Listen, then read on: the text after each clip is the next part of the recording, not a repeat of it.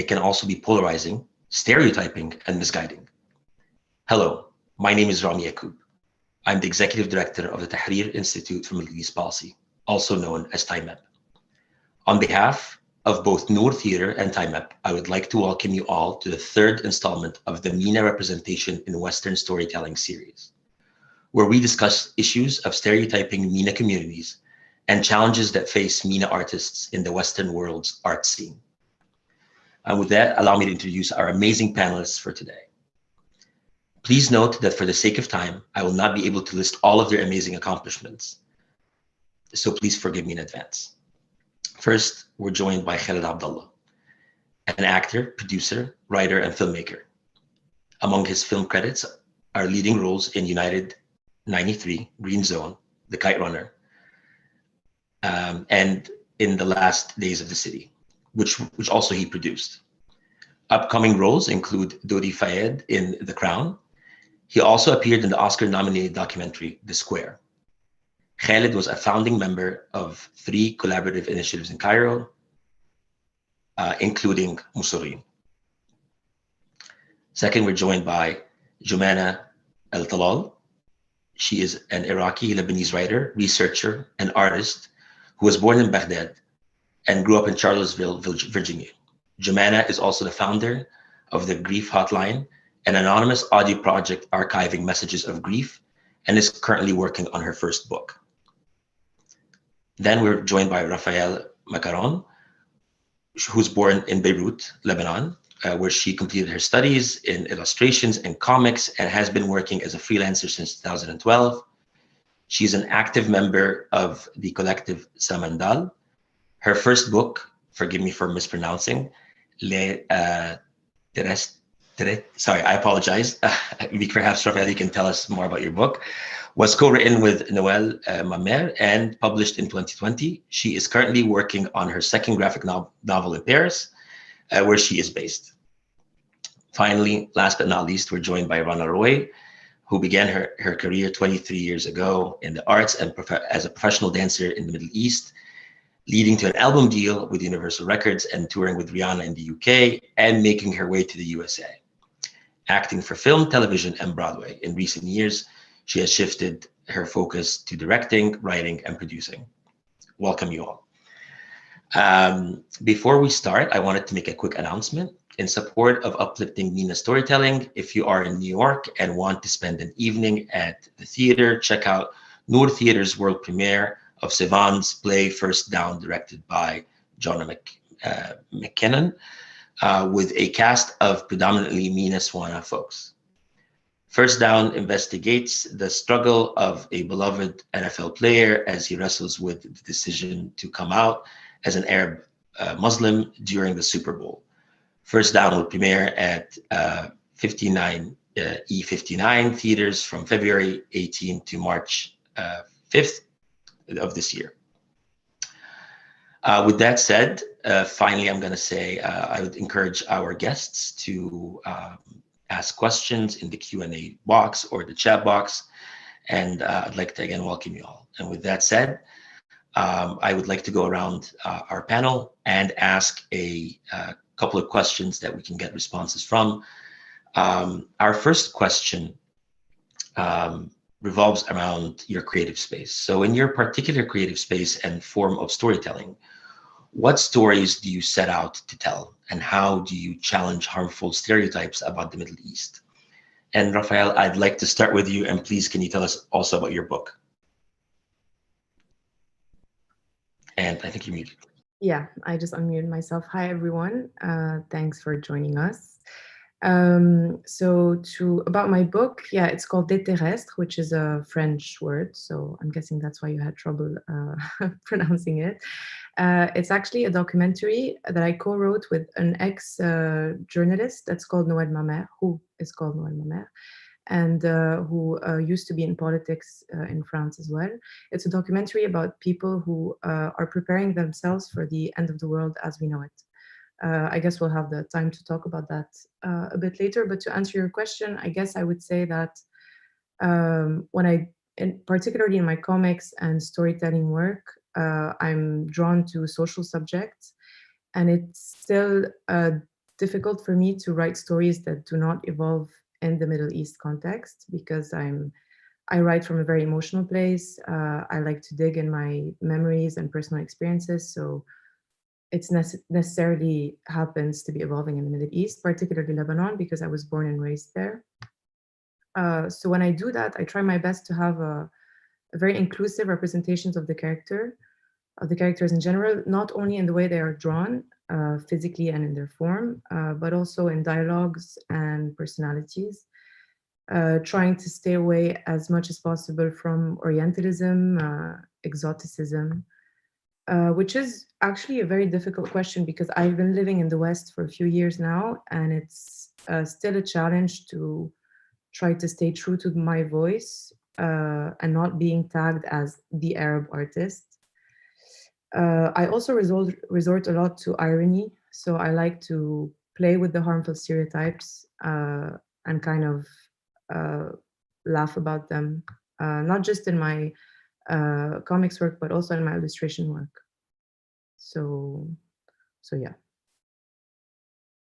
No, that's great. Thank you. Thank you, Raphael, for sharing that. And I appreciate you also sharing about your book.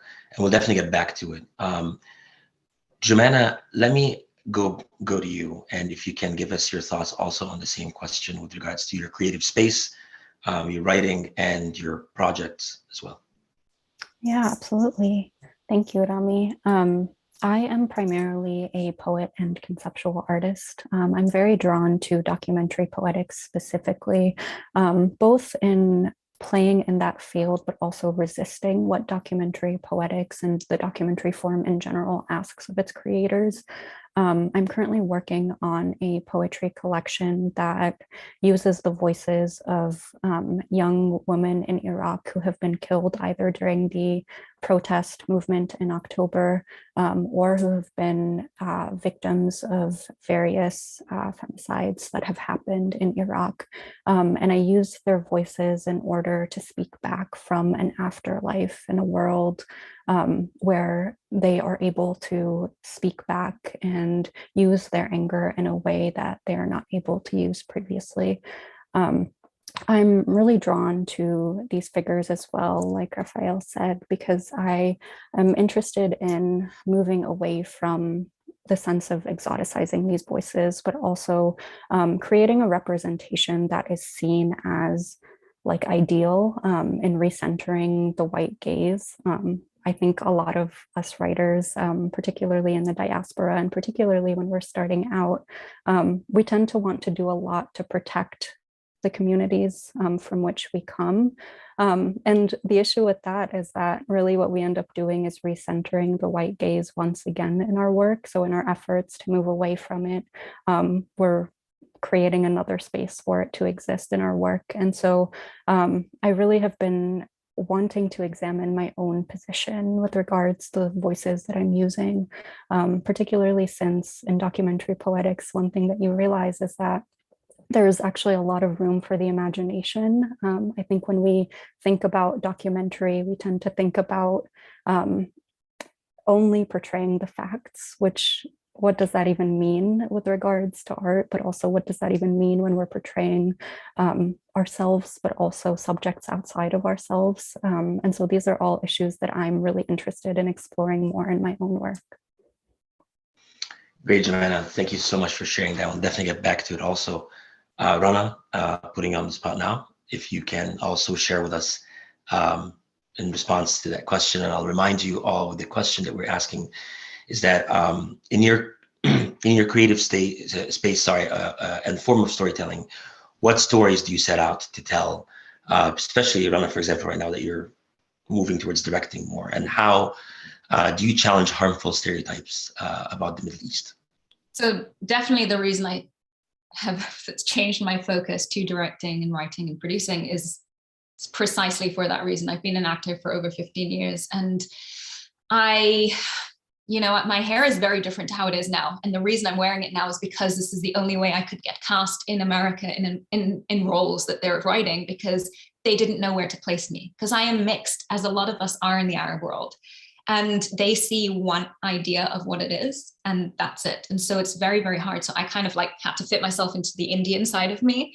by doing this. And I would just get very frustrated. And then during COVID, I was like, you know what, stop getting frustrated. Why am I waiting for somebody else to tell a story that I know how to tell very well? And so instead of explaining so much, which is like explaining to the white gaze, explaining to people who aren't like us, I wanted to go into the nuances and go into like us as people rather than our race or our culture or our, you know, and yes, that plays a toll in it. It is part of our stories as well, but it's not like the depth of our story. It's our humanity. And I wanted stories that unified us, but it talked about global experiences like love and trauma and pain and things like that. And yes, some of our trauma comes from where we're from.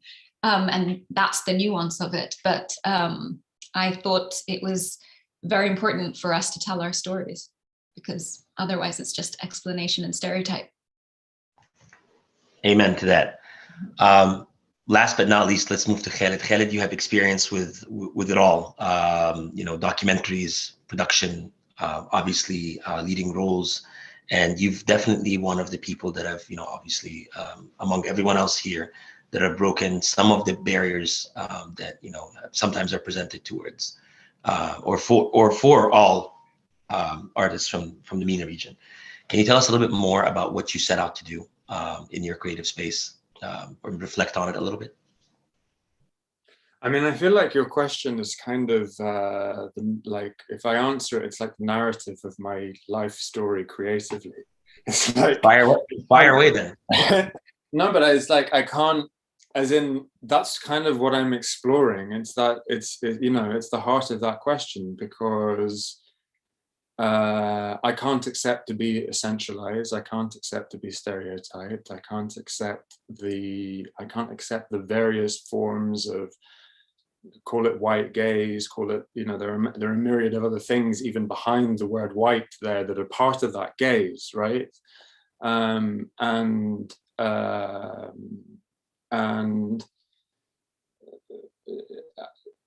in a sense as well, for me, similarly to Rana, I mean, I didn't exactly start as an actor, but even so, the position of an actor also places you in a specific place, right? Because it's about projects that have come to you. And the question it's not just about, when you ask the question, projects that have come to you, actually behind that question is, okay, well, who's writing these projects? Who's financing these projects? What opportunities are there for distribution of these projects? And so on and so forth. There's a whole deep infrastructural layer that sits underneath what comes to you as an actor. And then let's say something comes to you eventually as an actor that you can accept to play, that you can accept, that has inside it a negotiation, because it's very often a negotiation that you're willing to accept, right? Then inside that negotiation, how do you at least make it into something that you can stand by and that hopefully helps move us forwards? And then in that, you have also the question, you know, in terms of also these multiple gazes that are on the work. And then in that, you have this question of, okay, it's a very different thing doing the kind of work that has representational or artistic issues around our identity and our backgrounds. And what does it mean doing that work in the regions in which we're from originally? And so also part of my answer to your question is that what I've discovered with time is that I need both. There are times when I'm more front-footed, let's say, on the work that I'm doing in an international Western English-speaking context. But I've discovered with time that it is equally important, or discovered with my body, because it's not always an opportunity that you can do, that it is equally important to have my body, in my case, Egypt, but also in the region, doing work there. And I discover that when I'm there, I'm almost a different creative person. The needs of what I do, the infrastructures that sit behind me, the political questions I face, can I not, you know? So it's like, you know, yeah, your question is the building in which I walk. you know? And it's like, which rooms do I go in sometimes? And also, where do I find my best weapons, but also where do I find my greatest comfort? Thank you, Khaled. No, this is, well, I'm glad. I think that was the purpose. I'm glad that our team picked the right question for to start with, to kind of start the exploratory process. But actually, before I go to my second scheduled question, Khaled, you inspired a question that I'd love to also push back to all our panelists today. This notion of your experiences working with your art back in native countries, in your home countries, or in countries in the Middle East, whether they're not yours or not, and the comparison of how it feels to work between in the Western world and in our region, if you will, or whether it is your native country or elsewhere. Does any takers to start with this? Raphaelle, would you like to start? Yeah, sure. I mean, I relate a lot to what Khaled just said. It really resonates with me a lot, specifically when you talked about your body being present somewhere and how you're almost not just a different creative person, but just, for me at least, almost a different person. And it's such a difficult question to answer because I feel it's the work of a lifetime. I feel I've just started contemplating these issues. I'm 31 years old, so I'm not that young, but I'm not that old. But I'm still at the beginning of really contemplating these issues. And I realized that I've left my home country, so Lebanon in my case, 6 or 7 years ago, with some sort of a lot of anger and a lot of feeling that I could not be the creative person I wanted to be in my home country. And now being away for so long and going back, I've been going regularly to Lebanon every 3 times a year. Obviously, with everything that's been going on in my country, and I imagine everybody knows how bad of a time Lebanon has been having the last 2 years. I've been going there and I've been very active with a lot of NGOs, and I've been doing a lot of militant work there.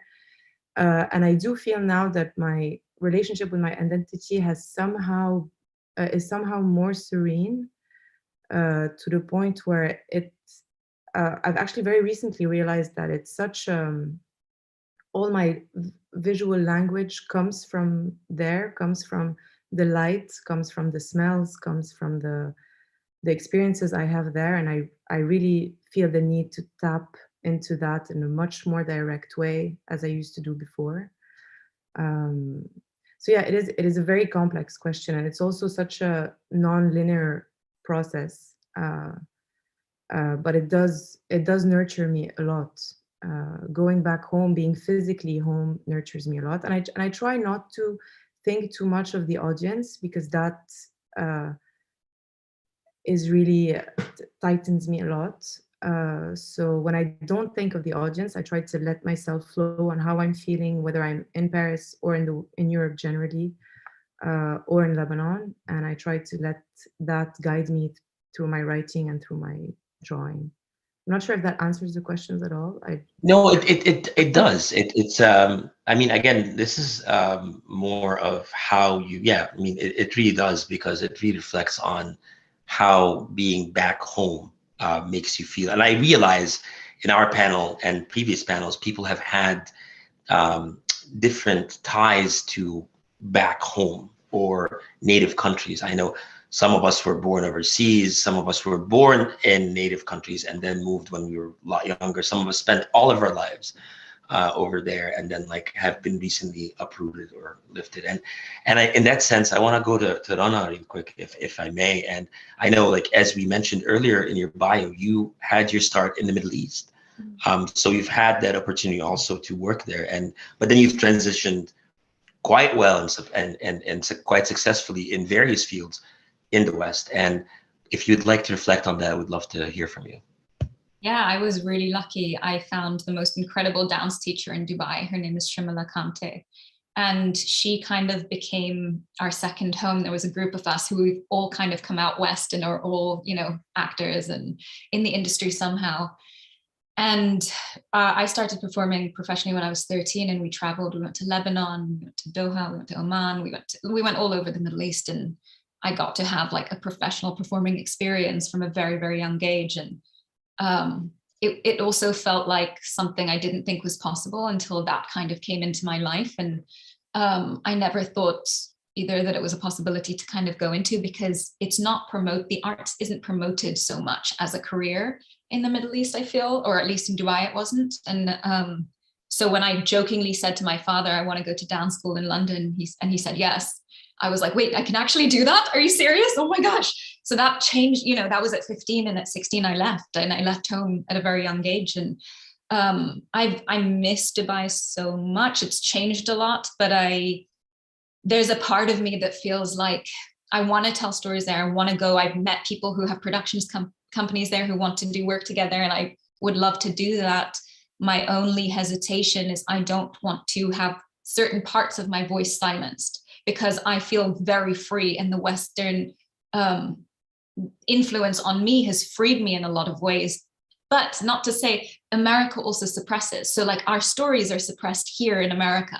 And so I'm like, how am I suppressed in both places? And I don't feel like I can fully voice who I am and who we are in both places. How do I do it? And for me, I feel like that's a part of the industry that I kind of want to change. And I'm starting to brainstorm with a lot of the people that are in it with me. But it kind of comes down to what I believe is independent filmmaking or funding for people who want to also encourage our voices, and not just, it can't just be black or white. It can't be just, oh, we're only good and we're only bad. We're all the things in between. And so I miss it, and I'm so grateful for it to have brought it to me, but I kind of had to go away to let it flourish. I had to come west to let it take me somewhere else.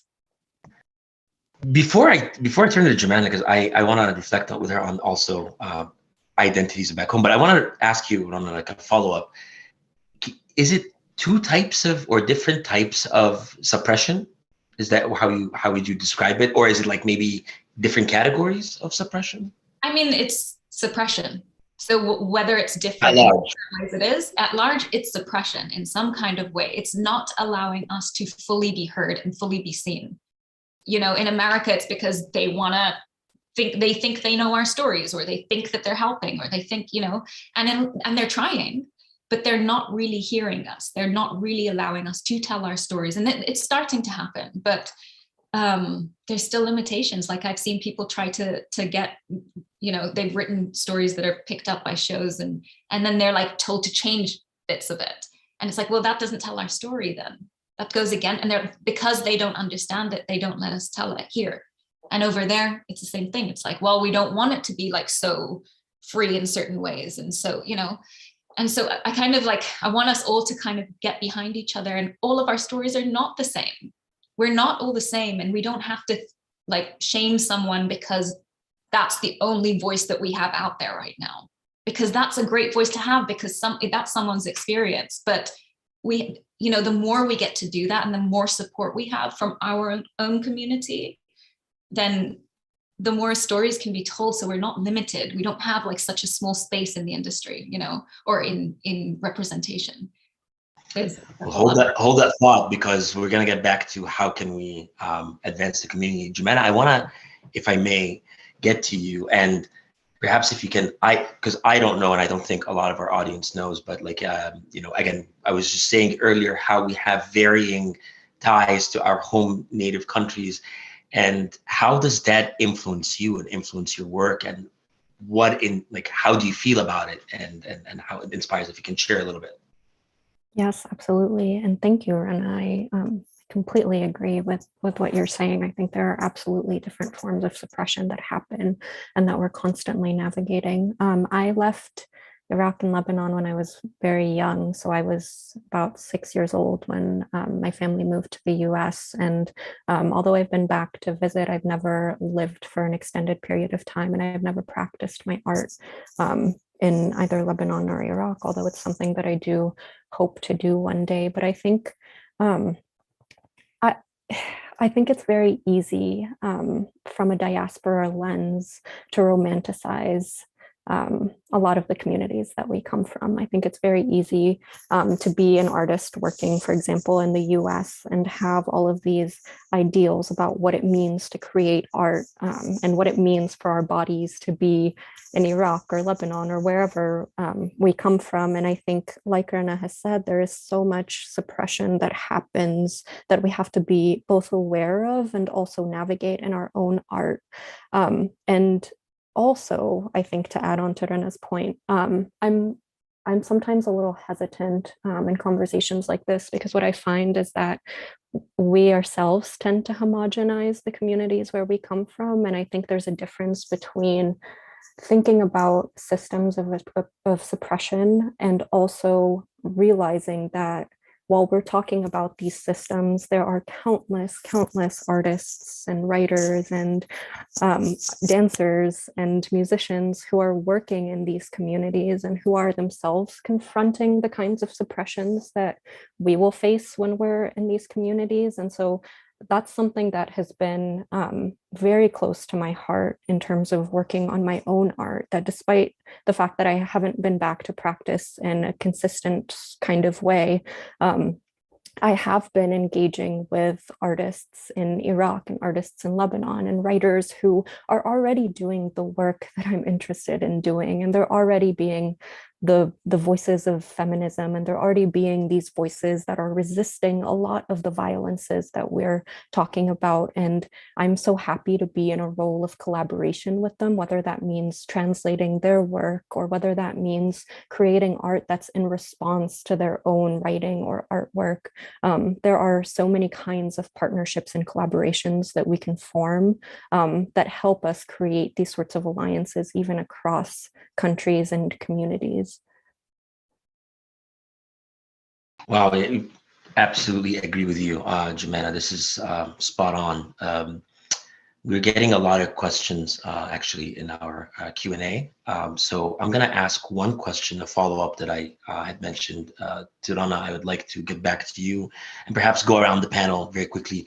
If you can give us some thoughts on this, like how can we work, you as artists and perhaps us as either audience or people that work in the policy world, who can perhaps think about ways of funding or policies, or if you think that's something that we should be involved in art at all, how can we work towards truly diversifying our MENA creative spaces in the West? And how, or what can be done to be supportive, if you will, Rana? And we'll start with you, and then we can perhaps go around the room. That's such a hard question. I think we've been trying to do it for so long, you know, and trying to figure it out. But I feel, you know, yes, people should be putting funding towards art. I think art, we all know, has the potential to change the world. It's why there is so much suppression in it. There is so much like, we want to tell this story, we want to tell this story, because it's how you influence people without like bashing it over their head. It's like they're influenced from their eyes, from their ears, from the way that they feel, you know. So I would just encourage people to support, and if there's any fundraising things, to support any kind of art that tells our stories, that tells, you know, gives more voice and more nuance and more like, we're all different from where we're from, and to tell more of the stories. It's not just one, it's just not one way, and to try and box everything in, you know, to be more open-minded, I think, about the stories that are telling. And it doesn't have to be necessarily your story, but just to keep encouraging and keep supporting everyone who's trying to do this. And, you know, in terms of filmmaking, I really truly believe, because the only way that you have full control is to do it independently, because then you can make all the choices. You don't have to listen to someone who doesn't really understand and make them, you know, have their influence, which doesn't serve the story. So I think I would like to encourage more people to support independent filmmaking and independent art in general. Thank you, Rana. Khaled, let's go to you and give us your thoughts from your experience and other things, and perhaps aspiring towards what can be done, if you can reflect. I've got so much running through me after everything that everyone said. I mean, God, I mean, it depends really, first of all, where we're talking about. I mean, exactly, if we're not, it's not one answer because it's not really one question. Sure, yeah, makes sense. I mean, and okay. So one thing I want to say, first of all, in response to the previous question, because I didn't get to respond in the sense, even though I opened up, in a sense, some of the issues inside it. But this thing about home and elsewhere, wherever elsewhere is for other people, which very often is more than one elsewhere.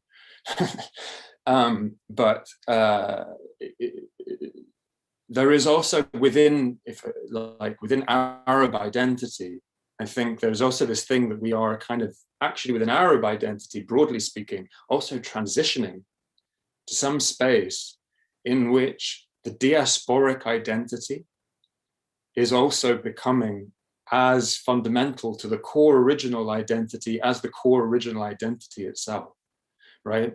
If you look at, and I think we're sort of transitioning. If where we were 20 years ago, right? And how many of the countries of our region have fundamentally gone the way of Palestine, right? Whether you're Iraqi, of course, before, if you were Lebanese, if you're Libyan, if you're Yemeni, if you are, and the list just goes on and on and on, right? And so this is also becoming part of the general core. And also, to some extent, also, even if it's the cause of having to leave is not war or massive political social disturbance of some kind, you've also got the reasons for the massive economic flows and the all of that, which has become part of what we are all living. Which also goes then to this question of how do you so how does it work in a state, one state that is generally functioning, or one region that is generally functioning, right? You have accountable structures of funding where there's maybe a mix of public and private funding, financing, support for creating and supporting the creative space for all of the various art forms. In the core original region from which we come from, basically, that doesn't exist. That's the starting point of describing the situation that we're in. And actually more so that very often, if you're really going to be creative in the way that, with the full extent of what I believe we are capable of, very often you're going to come up across this, you're going to come up, you're going to come up with the state itself of where you're from, whether it's Egypt or wherever, is going to come up against you. And maybe in some cases force you to leave, right? 2 of your previous panelists had to do that from my country, Egypt.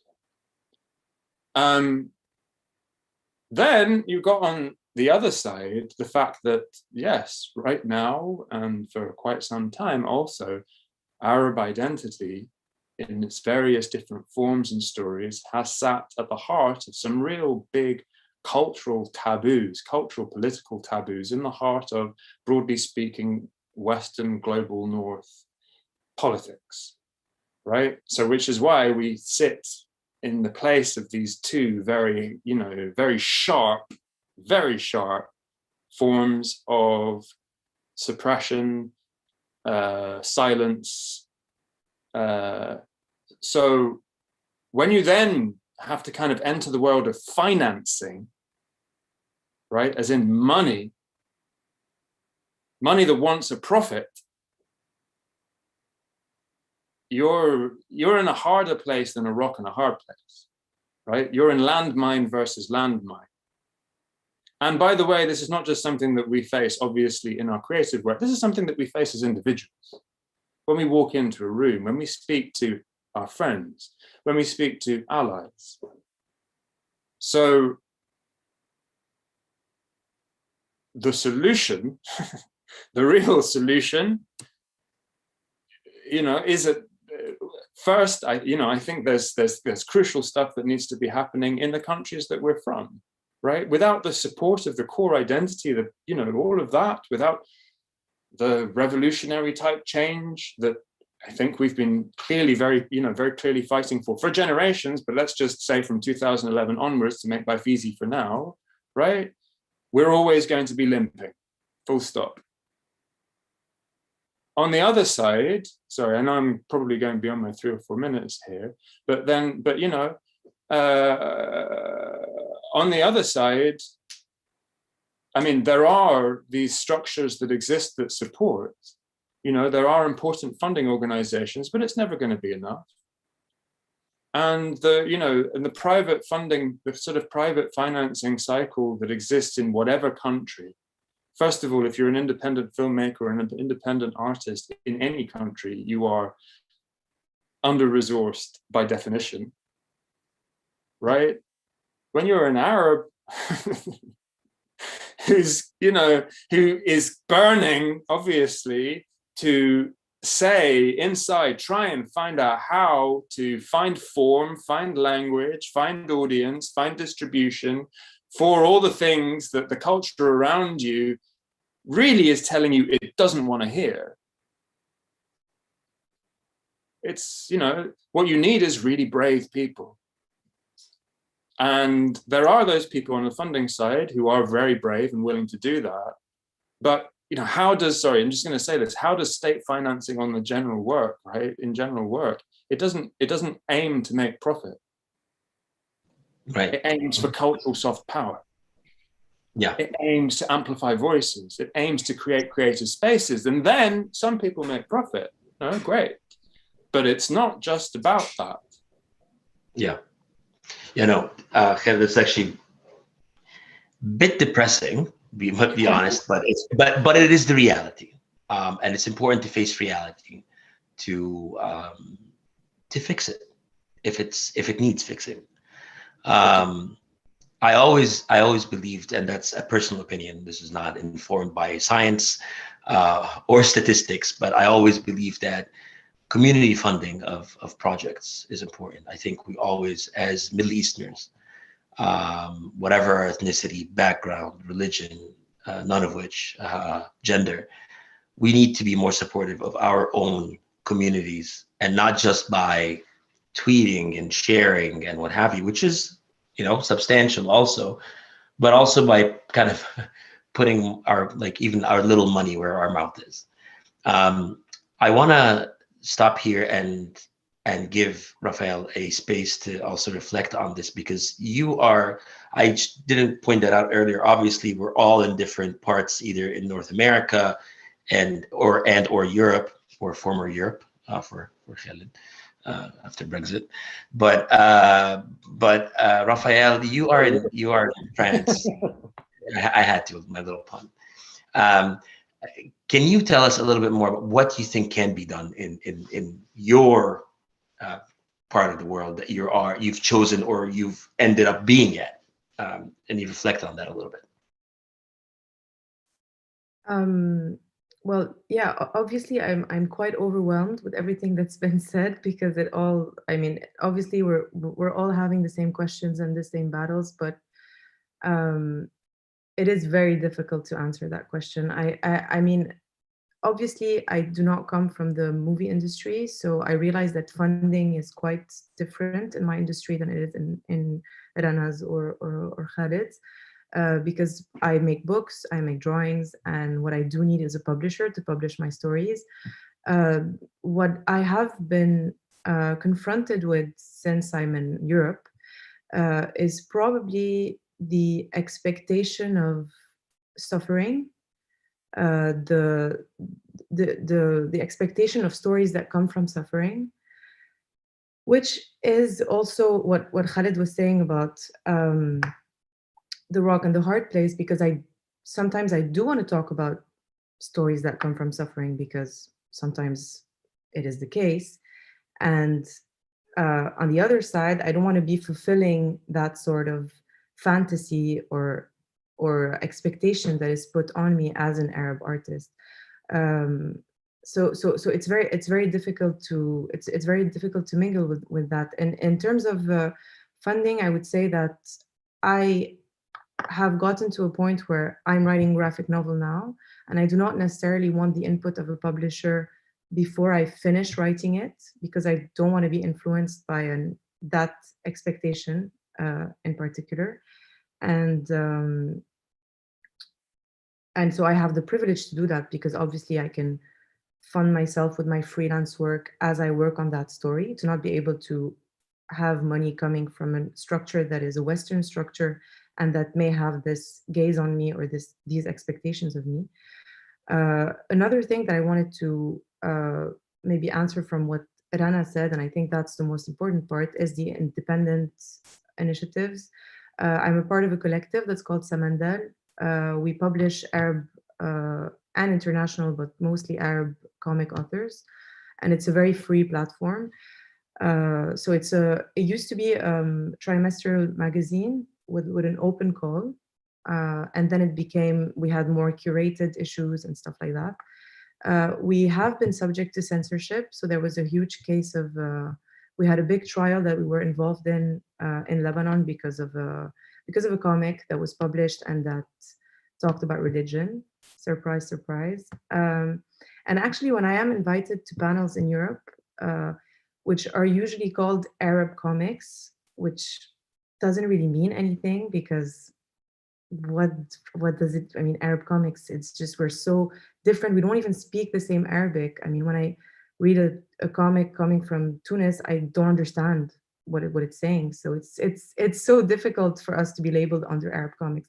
But when I am invited to these panels and the censorship case comes up, I do have some sort of a pleasure when I explain the story and say that it's not the Muslims that censored us, but the church, because then everybody in France is like, really? What? The church? And so it also gives some sort of it does tackle a stereotype that we do face a lot in Europe, at least in France. That is so true, and thank you for sharing the story. It's I have an affinity to enjoy these stories that challenge the stereotype, not by being forced. It just happened that who censored you, which happens a lot in Lebanon. The church does censor a lot of stuff, or tackles a lot of writers, journalists, artists like yourself, unopposed to in other countries in the Middle East, where it is not the church, but perhaps like in Egypt, honorable citizens that get offended by immoral things or what have you. Joumana, let me get to you, and I want to ask you also, because you have, again, a different, unique art form compared to the rest of the panel, and written and spoken word, art and documentation. Before we get to some of the questions in they're piling up. So I'd love to hear from you. What do you think can be done to support poetry, to support your line of necessary art of also documentation? Yeah, absolutely. So I agree with a lot of what has been already said about the issues with funding and independent funding. Thankfully, in the writing world, but particularly in the poetry world, there has been more of a growth of like alternative presses, particularly smaller presses, who have been really interested in publishing either diaspora voices or voices in general that want to write in ways that resist some of the trauma porn that Raphaelle was talking about. And so that exists. But I think what I'm more interested in is the way that the book market in the US effectively does not allow any space for any writing that is not based in the US to exist, to the extent that most American readers are not even aware of any writers who are, Arab writers who are writing in the Arab world. It doesn't exist. There are so few books that make it. And there are even less books that make it who are written by writers who are not based in the US. Whereas if you look at the book market, for instance, in Iraq, you'll see that most of what is being read is actually not by Iraqi writers at all, because the book market functions in the opposite way. So there's a push to have a bunch of translated work into Arabic by writers who are not Arab writers. And that pushback to the US market just does not exist. We rarely ever read translated work. There are so few collections that make it into the book market. And that is immensely unfair for so many reasons. And is one reason why I've been following so many independent presses who have been interested in publishing translated work specifically, but also have been interested in getting work by non-US based writers in the US. So in addition to talks about independent funding and private funding and what it means to kind of work outside of these really difficult spaces in which we're placed, I think there's also a role that we have as artists in collaborating with other artists who are doing work similar to ours, or who are doing work that feels like a response to the kind of ideas that we want to share. Joumana, thank you so much. And I think it's something perhaps that also relates to Raphael's line also, and I've heard it from a lot of friends who are writers and authors, the struggle with either publishing houses or the struggle for like this kind of focusing more on wanting to get Western stories translated rather than the other way around. And that's a whole big issue that definitely requires more attention. And the idea of like trying to promote, Arab authors and Middle Eastern authors rather more. In fact, it's very interesting because a lot of, for example, embassies, missions in countries Western country missions in the Middle East have budgets for promoting artists and writers and authors and translating their works for free to be published in the Middle East. Yet, obviously, on our end, we don't have anything remotely similar. Perhaps some countries do, but at least the one I'm from, doesn't. There's plenty of questions, obviously, in the Q&A. There's a lot of questions. I will keep those in the end, asking about as aspiring writers, authors, screenwriters, and advice. So I'm going to ask you all to think about some advice, general advice that you can give to aspiring young artists in the West from our region. But I want to, there are a few questions here that I want to ask that are more targeted, and I'd love to get your thoughts on them. And perhaps we can start, I don't know, I'll just read the question out loud and then we can see who can start. An anonymous attendee is asking, how can we reclaim Swanna and Muslim-inspired stories in the fantasy space while being conscious of avoiding Orientalism?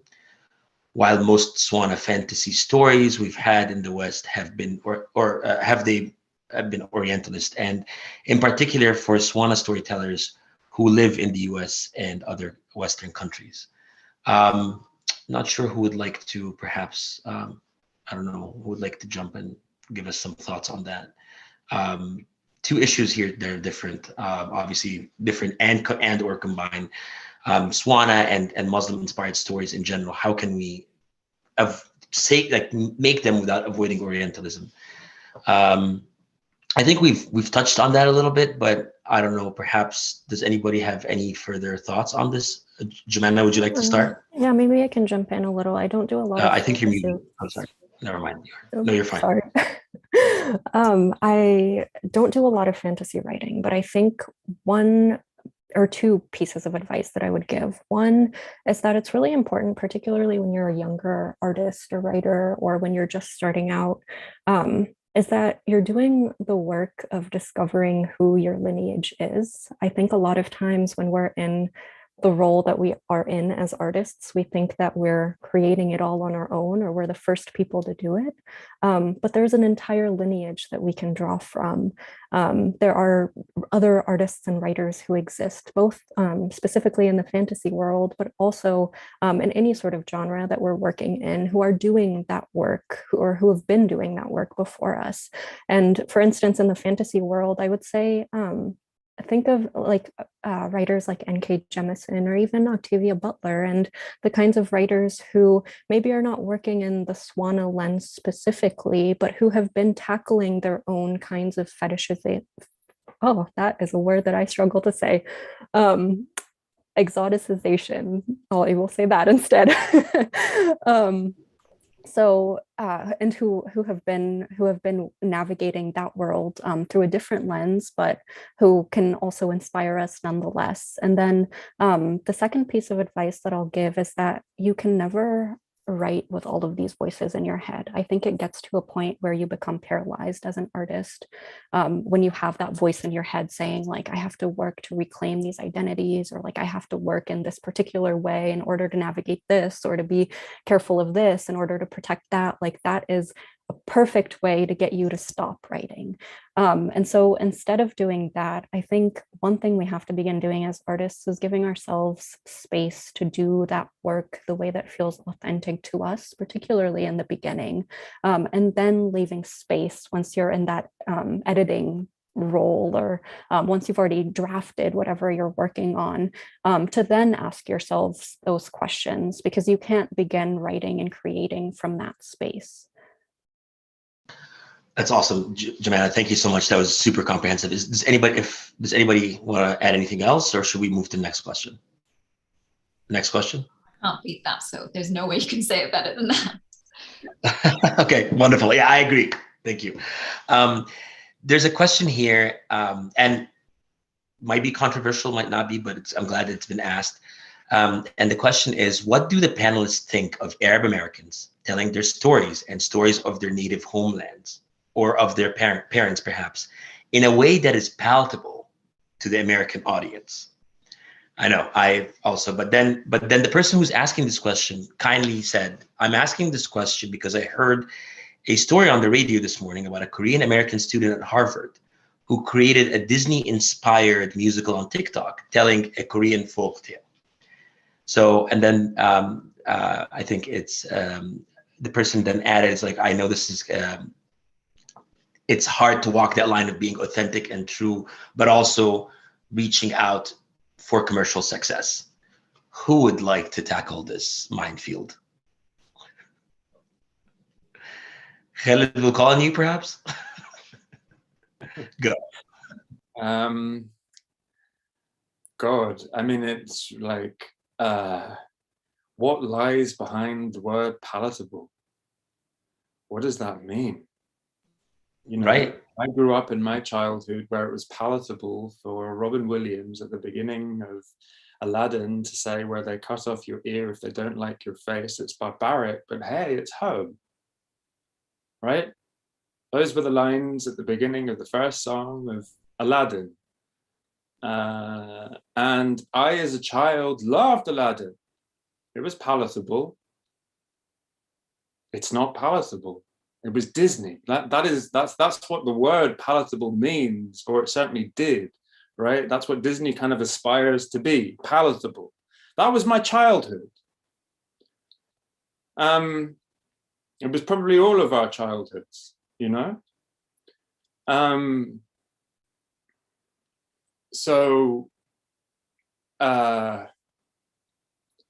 However, you know, because there is a however, right? And the however, for me, inside it, really has the question of how do I relate to an audience that doesn't understand where I'm from, or some of the things that I care deeply about politically, not even just about my region, but just, let's say, how do I do it in a way that is not shaming, right? Because there is an aspect of it which can be deeply shaming, in which the undercurrent of what I'm trying to say is, you're ignorant. You know, who wants to watch something which says essentially, you're ignorant, you're racist, you are deeply implicated, you know, you vote for the people that do this to my country, that sell arms, so on, so on, and so on, right? Who wants to watch that? It's part of what I really want to say. However, I also at the same time kind of also see the person on the other side as someone who is also constructed in the circumstances of the same world in which I live. And I don't feel in some ways less connected. They are, in a strange way, this might be getting into my sort of like slightly mystical thing, right? But in a strange way, they are as much me as I am them. I might sometimes have to internalize their gaze and how they see me in order to be able to speak a language they can understand, but never to the point that suffocates me. Yeah. And I think that's a line. Can I just say? And I think that's a very personal line, actually, for people to draw. I might have serious judgments over some people's decisions over what they consider palatable. But I kind of respect that everyone creatively, everyone who's really being true to their art, whatever it might be, will find that line. What I don't accept, where I kind of draw the line, maybe I can then answer that, where I kind of draw the line is really anything that I find can be instrumentalized to oppress me or people like me, or kind of say that, you know what, things are okay and we can laugh together. That for me is not palatable. But I have to reach out. And so the last thing I'll say is that for me, one of the crucial parts of what makes it palatable is warmth. Is when I can hold up, however difficult that space might be, with a warmth of the same gesture I would give, let's say, to a parent with whom I disagree, or a relative who I think has unconscionable opinions. One in which I say, you're truly of me, you know, and let's have this difficult conversation. That's what I want palatable to be. Khaled, thank you so much. And sorry for being the stickler of time. I just wanted to point one thing out. I didn't mean to shame the person that was asking the question. Oh no, God, no! I'm saying me, Ramy, not you. You didn't do that. I'm saying when I refer to it as a minefield, and I'll say why I'm saying this also, because I want this person to know that they're not the only person asking this question. In fact, I've gotten 3 or 4 questions asking and referring to themselves as aspiring screenwriters who struggle with success in the Western media without watering down many of their beliefs, or one way or the other. So I understand and I empathize, and I'm in no position to judge or pass judgment on that. And I know it's hard. And I know everyone on the panel and our previous panels have struggled with this. And for the sake of time, I'd like to, and honoring the maybe 6 or 7 questions that I've gotten about how advice for aspiring young actors, writers, and people that want to be in either film or theater, what advice, and I want to clarify that before I continue with the question, this is a question that has repeated itself tens of times in all 3 sessions that we've had. I think it is all of you, and I'll direct the same message to our previous panelists.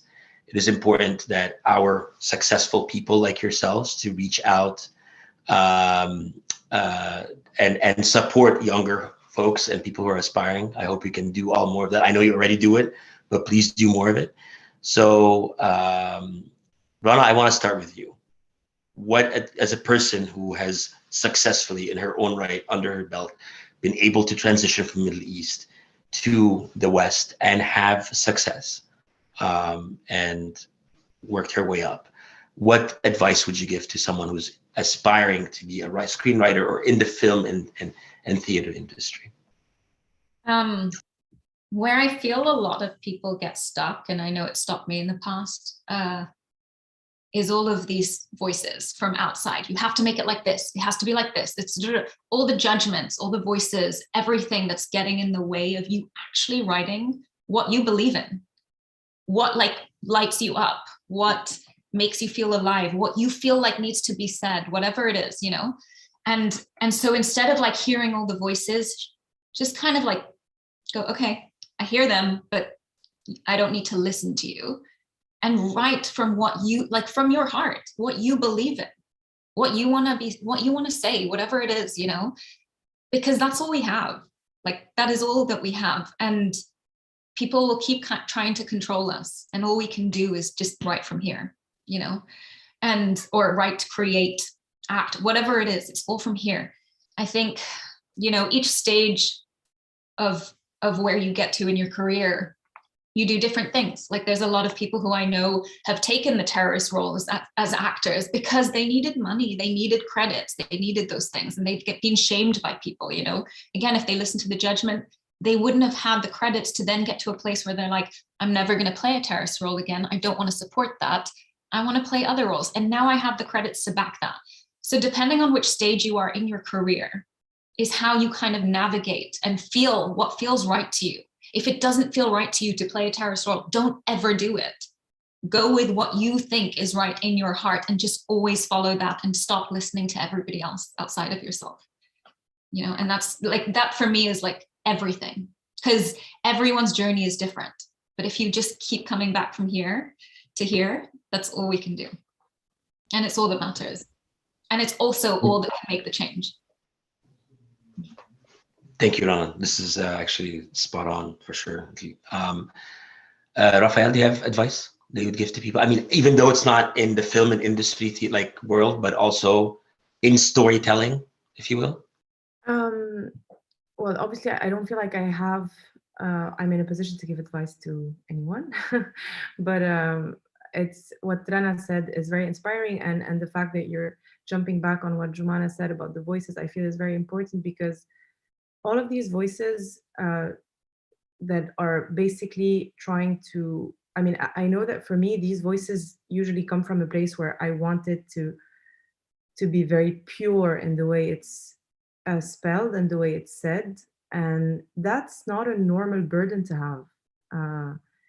It's not a normal burden to have, honestly. I feel like when you're an Arab expat living as a minority in a Western country, it's very easy for Western structures to put you as a spokesperson, because A, it's less work for them because you're accessible, and then they see that your work is palatable. Is it palatable, the word that you were using before? Sorry, my English is not as good as all of yours, but Raphaelle, I'm sorry to interrupt you. Like, you have nothing to worry about. I butchered the name of your book in the beginning. Like, you are winning. I'm like, okay. You have nothing to apologize for. Thank You you. can miss as many words as you want the rest of the event. You're winning. Yeah. Thank you for that. So I was saying that being an Arab expat usually puts you in the position of a spokesperson, even if you've never asked for that position and you don't want it in the first place. And that's actually very terrifying, and it's a huge burden to have. So what I do, because I still haven't figured out how to do it exactly, the place where I feel the most safe when I'm writing these stories are trying to really take inspiration from my personal experiences, because I feel I am legit in the way I can talk about myself. What I do, and what helps a lot, is reach out to my peers, to my community in my industry, trying to get it inspired from different narratives, from different point of views, and really trying not to think about the audience, but let it be the Western audience or the Arab audience back home, because that's an unsolvable problem. Really, it is. I mean, this is what Joumana said before. It's the easiest way to stop you from writing. And I know it's not easy to shut these voices down, but it's the best way to do so is really try to have a tunnel vision on what you have to say and what feels right, and writing from here, as you said, Rana. So thank you, Raphaelle. Thank you so much for that. Joumana, advice. I know, Raphaelle, thank you for saying, sorry for Joumana before we start. Thank you for saying that it's hard to give advice, because I also feel that way. I'm not an artist, but I'm just saying, but here it's solicited advice. Someone was asking for it. So Joumana, if you can also share with us some advice, and we'll get back to Khalid in the end. Yeah, absolutely. I also want to foreground all of our advice too by saying that these are questions that never end, even for writers who go on to be published, and or other types of creators who are directing and creating their own work. These are still questions that we navigate all the time, and even when we say like, shut those voices out, like, I know speaking sort of personally, these are questions that I'm still struggling with right now, and it's really difficult to shut these voices out all the time. They find a way. So I would say my two pieces of advice are to find your people and to find your readers. This is especially for folks who are writers or poets in the audience. Having a group of people, even if it's just one person who is a dedicated reader of your work, who is able to understand where you want to go with what you're writing, with what you're creating, that has been the number one thing that has nourished me as a writer and artist.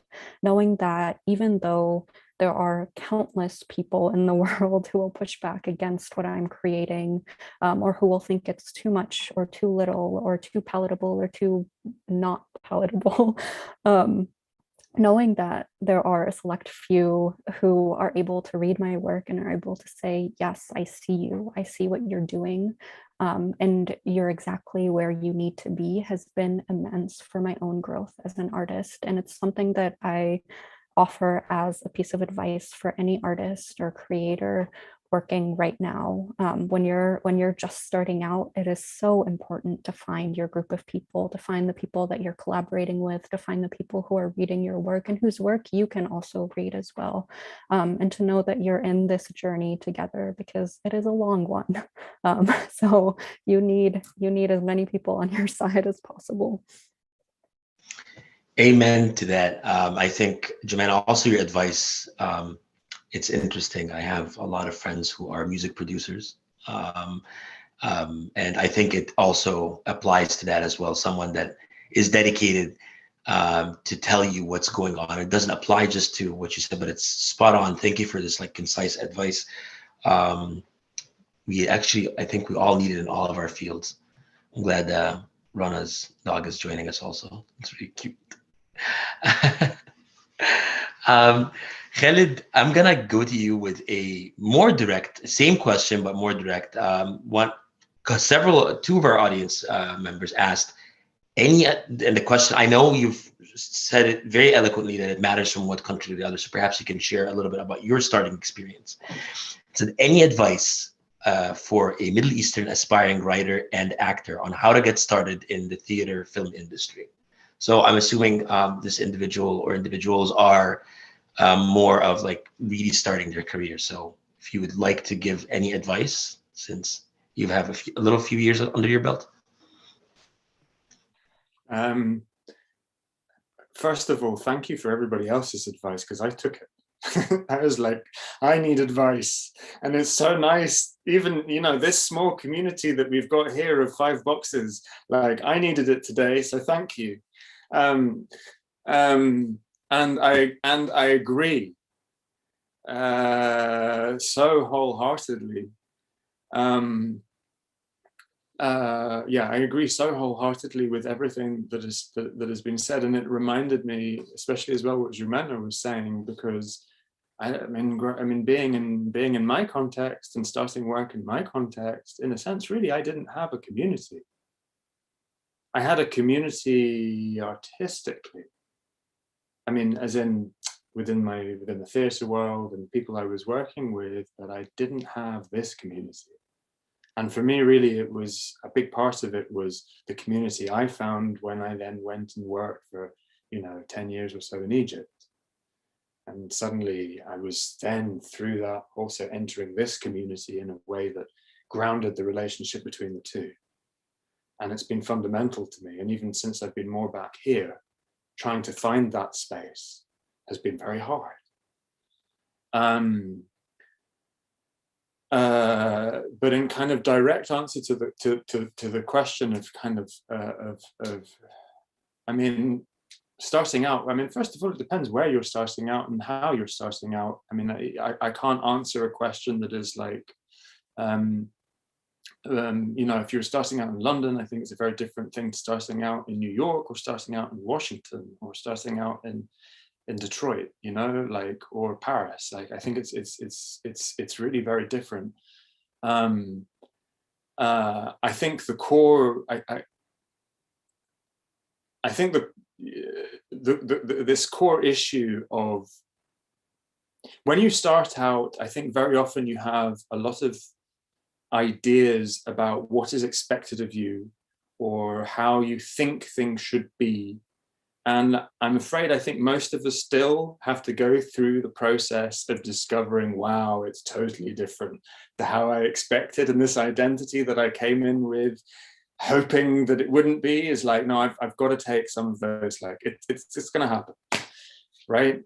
However, I think it does help from the other side of the experience to be told, when you hear, now this voice you hold dear, when you hear that voice inside you kind of go, this is unacceptable, something about this is wrong,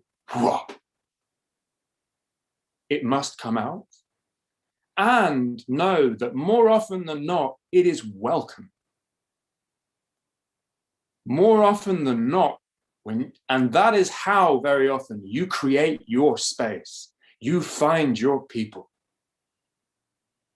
There is such a heavy pressure on us for a whole variety of reasons, because of all those voices that have been described, to kind of stay silent. And when we do, we won't find our people. We will probably make work that we don't really stand by as much as we kind of want to. We probably in turn won't find our audiences in as much as we possibly really could. And I think there is something in our context, again, because of all the reasons we've described, because we are under-resourced, right? We're under-supported. And what we want to say is not always welcome, right? It somehow, and yet at the same time, what we, you know, I think there's a great privilege in that position, actually. Our positionality kind of actually creates some really powerful, artistic, creative things to say, to find form for. And that's what I feel our generation, broadly speaking, is trying to do. So I don't know how to summarize that, but I would say, like, really one, exactly as Rana, like that thing of whatever, that heartbeat, the thing that makes me kind of go, I know this is a difficult industry, or I know this is a difficult future, but I'm compelled to do it. Whatever is making that compulsion alive in you, feed it, resource it, however you need to resource it or feed it, whatever that means, do it. Know that it's actually that is welcome. That's what will produce the best work, help you find those communities, do all those things. And it's going to be a hard road, but it's really worth it. Like when you reach that place between those two things, that compulsion, and then finding those audiences, it is just amazing. So, yeah. Khaled, thank you so much, and thank you all. I mean, hearing all of you and all of your advice makes me want to just quit my day job and become an artist, but I'm not talented at all. But in all seriousness, a lot of the comments we're getting are about how cathartic this conversation is, or how nice it is to see people from our communities out there and present in your own artistic spaces. We've had similar comments in previous panels, and I love that these conversations have been taking a life of their own, where people are reflecting on their thoughts and sharing and documenting these experiences. And at Tahrir Institute and Noor Theatre, we're planning on holding these conversations dear and packaging them even further and promoting them more. And there's a lot of value in having these like open-ended conversations where we're sharing struggles and maybe anecdotal pieces of advice. And I really want to thank every single one of you, Rana, Raphaelle, Joumana, Khalid, and all of our other panelists in previous panels for sharing these stories and for doing what you do. And in wrapping up our event today, I'd like to say and encourage our audience and our fine artists from the region, yourselves and others, to continue supporting each other and to continue for the consumers of art like myself to continue supporting independent artists. And for the established artists, or the ones that have had some success and struggles that have passed through these hurdles, to support and inspire younger generations. And with that said, thank you all for attending. Thanks to our audience. Our event will be has been recorded and will be on YouTube. So we encourage you, if you like the event today, to share it with your followers, your friends, your family, to go back and look at it and make fun of me when I'm like butchering words, whatever it is. But in all honesty, thank you again. And hopefully we'll see you in other editions and iterations of trying to support and highlight the wonderful work that Middle Eastern artists and from various communities do. Thank you all for attending. Thank you, Ramy, for drawing us together. Thank you. Yeah, and very nice to meet you all. Thank you. Likewise.